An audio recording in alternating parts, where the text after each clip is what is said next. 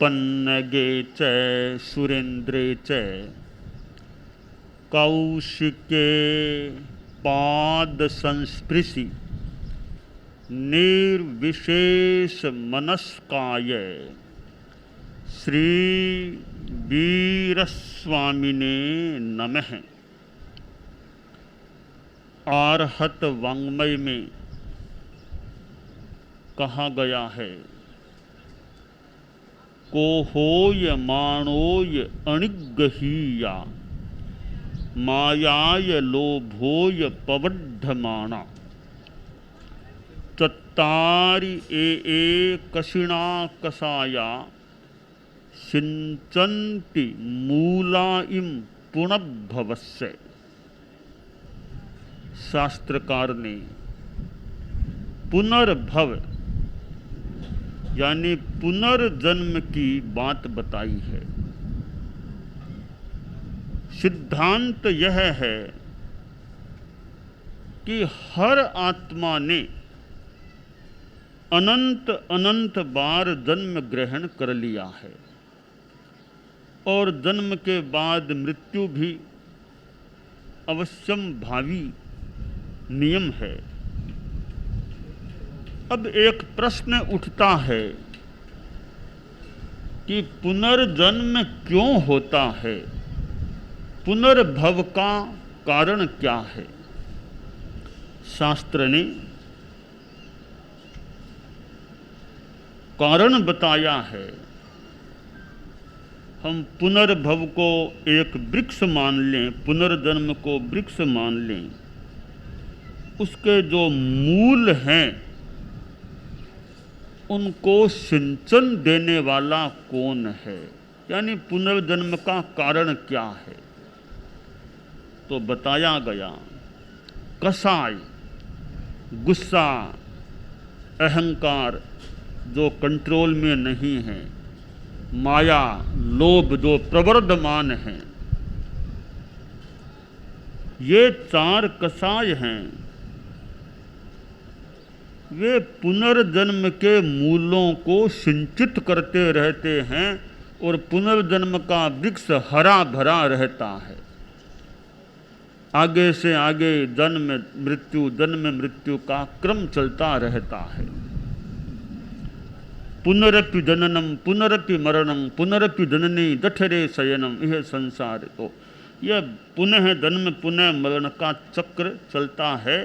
उसका कारण हमारा कसाय है, गुस्सा अहंकार माया लोभ। अध्यात्म की साधना का प्रयोजन है यह पुनर्भव की परंपरा समाप्त हो जाए, पुनर्जन्म होना बंद हो जाए और आत्मा मोक्ष में विराजमान हो जाए। हो सकता है कोई आदमी पुनर्जन्म में विश्वास न भी करे। कोई नास्तिक आदमी है और कहता है कि मैं तो पुनर्जन्म को नहीं मानता, मैं पुण्य पाप के फल को नहीं मानता, मैं स्वर्ग नरक में विश्वास नहीं करता, मैं मोक्ष को नहीं मानता। तो अपना अपना आस्था का विचार है। आस्तिक विचारधारा में पुनर्जन्म की बात को प्रतिपादित किया गया है और जैन धर्म में तो बहुत ही दृढ़ता के साथ और विस्तार के साथ पुनर्जन्म के सिद्धांत का प्रतिपादन किया गया है। पुनर्जन्म के सिद्धांत की पृष्ठभूमि में आत्मवाद का सिद्धांत है। मैं पुनर्जन्म के आधार के रूप में दो चीज़ों को देख रहा हूँ।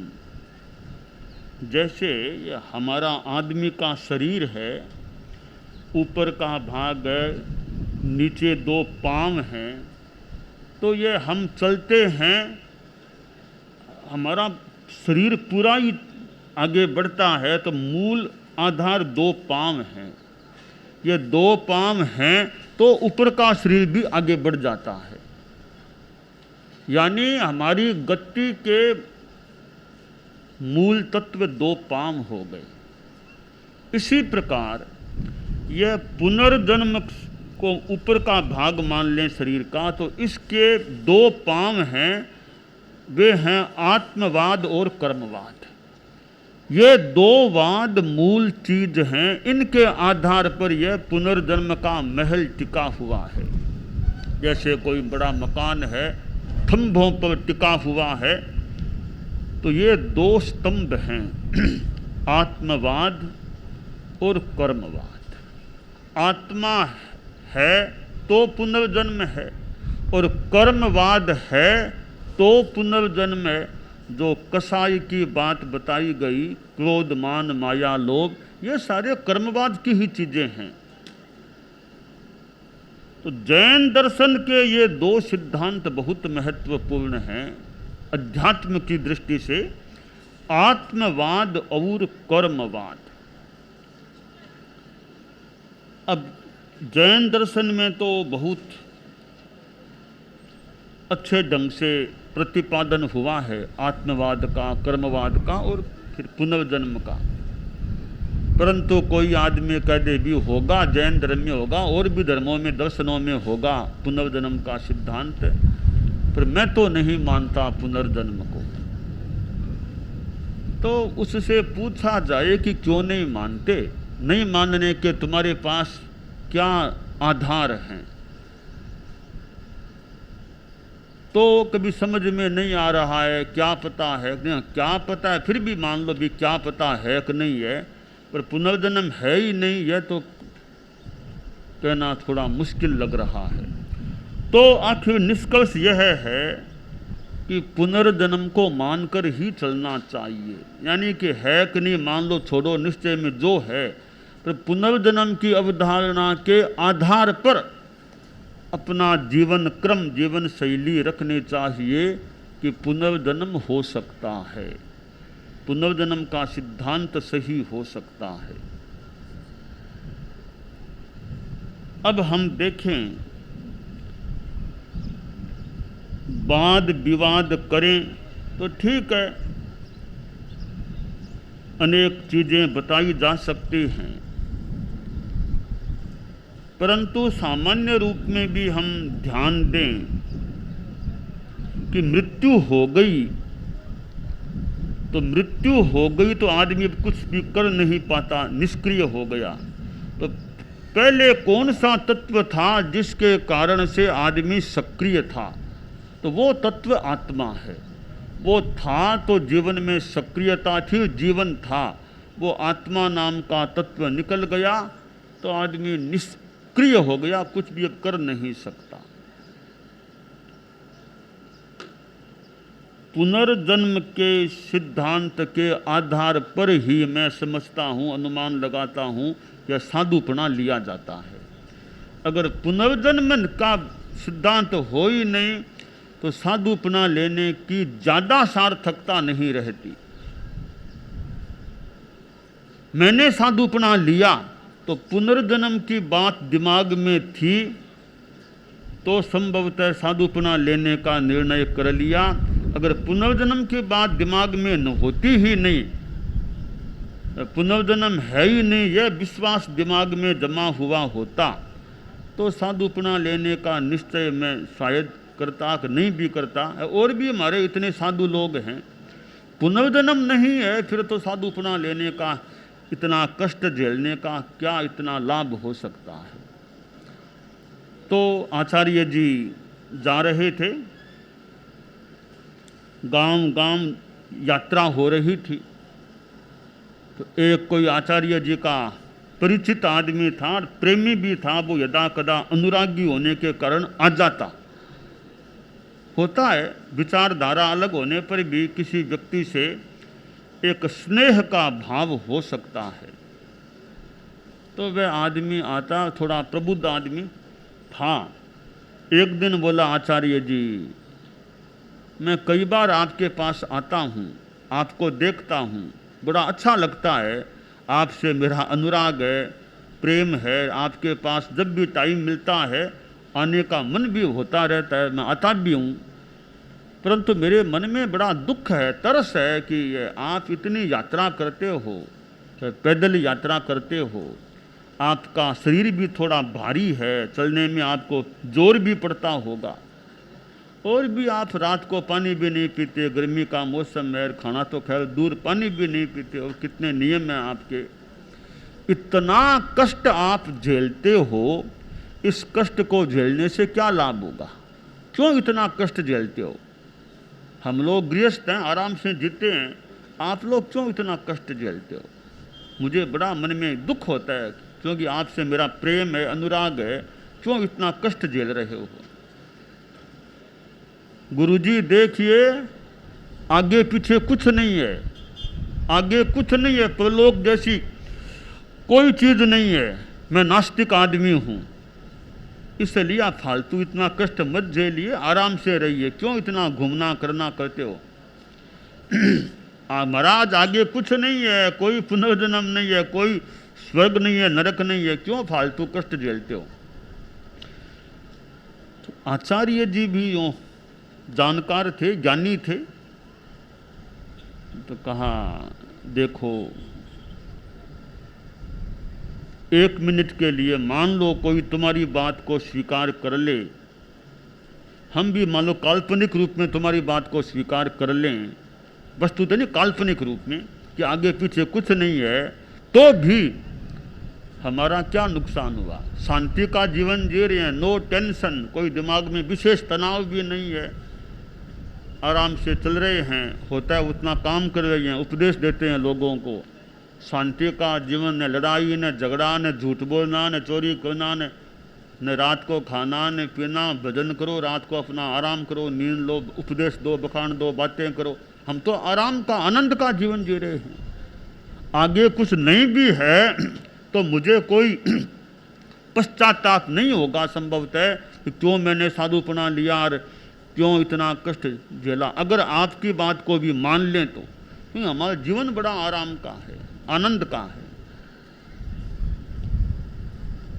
अगर भैया देखो हमारा सिद्धांत है आस्तिकवाद का, अगर वो सही है, पुनर्जन्म है, पुण्य पाप का फल है, तो तुम्हारा क्या होगा? बोला गुरुजी आपका सिद्धांत अगर सही है तो हम तो गृहस्थ हैं, पापी लोग हैं, इतने जरबे जूते पड़ेंगे बाद में, धरती भी नहीं झेल पाएगी।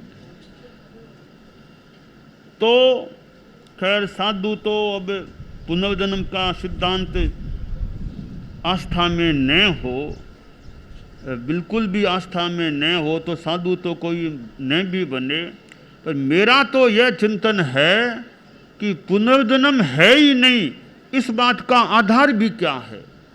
इसलिए मेरी तो यह अवधारणा है कि श्रद्धा किसी की है कि नहीं है, पर पुनर्जन्म है, इस सिद्धांत के आधार पर जीवन जीना चाहिए, यानी अच्छा जीवन जीना चाहिए, पापों से बचना चाहिए। पुनर्जन्म है तो अच्छा है, पापों से बचे हैं, नहीं भी है पुनर्जन्म तो पापों से बचने में क्या खास नुकसान की बात है। एक संस्कृत भाषा में श्लोक आता है, श्लोक है, संदिग्धेपि परे लोके त्याज्यमेवा शुभम बुधै यदि नास्ति ततः किं स्यात् अस्ति चेन्नास्तिको हतः। कि परलोक के विषय में संदेह होने पर भी अशुभ काम को तो छोड़ देना चाहिए, शुभ काम करना चाहिए। कि परलोक नहीं है तो क्या नुकसान हुआ, अच्छा काम किया, बुरा काम नहीं किया। परलोक है तो पाप करने वाले का फिर क्या हाल होगा। इसलिए आदमी को जीवन अच्छा जीना चाहिए, पापों से जितना संभव हो सके बचने का प्रयास करना चाहिए, धर्म के मार्ग पर जितना संभव हो सके चलने का प्रयास करना चाहिए। खैर साधु सब नहीं भी बन सके, आप लोग गृहस्थ हैं तो गार्हस्थ्य में भी पापों से जितना संभव हो सके बचने का प्रयास रखें, नेकी ईमानदारी अच्छे रास्ते पर चलें। झूठ कपट से जितना हो सके बच के रहें, किसी को धोखा नहीं देना, छलना नहीं करना, सरलता सच्चाई रखना, अहिंसा के प्रति आस्था रखना, अहिंसा के सिद्धांत को जीवन में उतारना, संयम को जीवन में उतारना और तपस्या करना। तो यूँ अच्छा धर्म का जीवन आप गृहस्थों को भी गारहस्थ्य में रहते हुए भी जीने का प्रयास करना चाहिए। यह सुख का मार्ग है, कल्याण का मार्ग है, भलाई का मार्ग है। भारत में तो कितने कितने महान संत हुए हैं, भगवान महावीर यानी 24 तीर्थंकर हमारे यहाँ इस अवसर पीढ़ी में हुए हैं, और फिर हमारे कितने आचार्य हुए हैं। हमारे परम पूज्य भिक्षु स्वामी हमारे धर्म संघ के पहले अनुशास्ता आचार्य हुए हैं। उनके बाद भी 10 आचार्य हो गए हैं। वर्तमान में 10, उनके उत्तराधिकारियों में वर्तमान में 10वीं परंपरा है, कुल 11वीं परंपरा है। तो खैर हमारे गुरु हुए हैं आचार्य तुलसी, जिनको तो हम लोगों ने देखा है, चरणों में रहे हैं, आचार्य महाप्रज्ञ जी के चरणों में रहे हैं। तो हमारी यह गुरु परंपरा चलती आ रही है, और हमारे गुरुओं ने कितना ज्ञान देने का प्रयास किया है। कई गुरुओं ने कितना साहित्य सृजित किया है, कितने वेत्ता तत्ववेत्ता हुए हैं, और हमारे कितने शास्त्र हैं, कितने ग्रंथ हैं। तो ग्रंथों को, शास्त्रों को पढ़ने से भी कुछ प्रकाश, ज्ञान का प्रकाश प्राप्त हो सकता है, और प्रवचन, उपदेश, वाणी, व्याख्यान से भी एक आलोक, एक पथ दर्शन प्राप्त हो सकता है, प्रेरणा प्राप्त हो सकती है, ज्ञान प्राप्त हो सकता है। तो यह प्रवचन है, यह भी कुछ अंशों में मानो नवनीत हो सकता है। जैसे नवनीत किस प्रकार मंथन करने से सार के रूप में निकलता है, तो कई बार प्रवचनकार भी अनेक ग्रंथों की बातों को सार के रूप में परोसने का मानो प्रयास करता है। पहले मंथन होता है, फिर नवनीत निकलता है, वो नवनीत परोसने का प्रयास होता है। जो इस प्रकार अच्छा करते हैं उनके लिए बात है। तो यह प्रवचन है। कई बार अनेक ग्रंथों को पढ़ने से जो ज्ञान मिलता है, और कोई फिर भी पूरी बात समझ में न आए, वो ज्ञानी गुरु हो, संत हो, बहुश्रुत हो, तो उनसे प्रवचन सुनने से, उनसे चर्चा वार्ता करने से ज्ञान की स्पष्टता हो सकती है। ग्रंथ हैं, ग्रंथों का बहुत महत्व है, ग्रंथों का बड़ा एक आधार है हमें ज्ञान की दृष्टि से। परंतु आसाधना न हो, ग्रंथ निर्जीव हैं, फिर भी हमें ज्ञान मिलता है। साथ में सजीव का योग मिल जाए, ग्रंथ और गुरु दोनों का योग मिल जाए, गुरु ग्रंथ, गुरु भी हो ग्रंथ भी हो, दोनों मिल जाए, फिर कहना ही क्या। ग्रंथ को पढ़ लो, गुरु सामने हैं, जहाँ कहीं जिज्ञासा, अस्पष्टता, गुरु से पूछ लो, या गुरु से ग्रंथ पढ़ने का मौका मिले, और भी एक बढ़िया बात हो सकती है।